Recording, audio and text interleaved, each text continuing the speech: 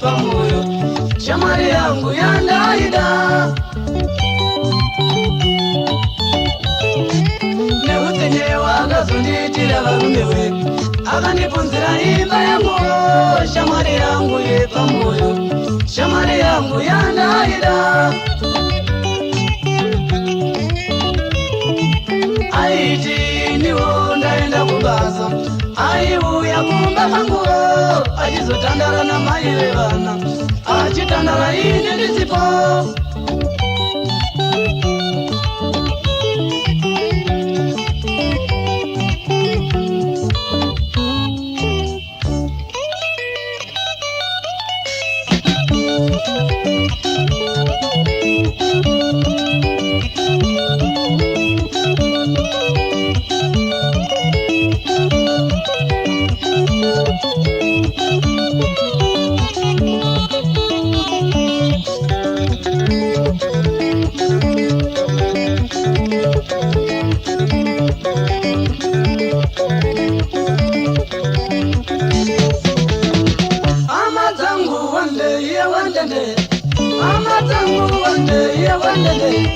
Sanakaitwa waini ya wandende, necha mwari yangu ya wandende, shamari ya pamoyo ya wandende, yakanipunzira imba yangu ya wandende, yakunitalera mayelana ya wandende, kusinondo itazaiko ya wandende, sinondo itazaiko ya wandende, ya wandende, ya wandende, ya wandende, ya wandende.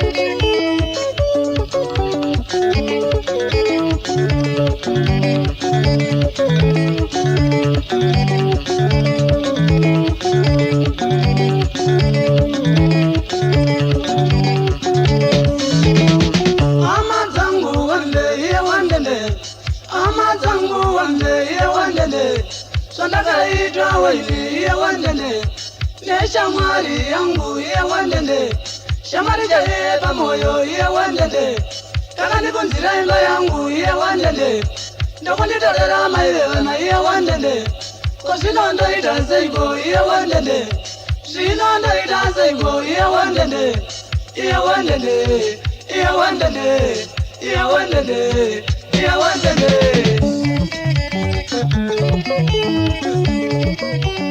Thank you.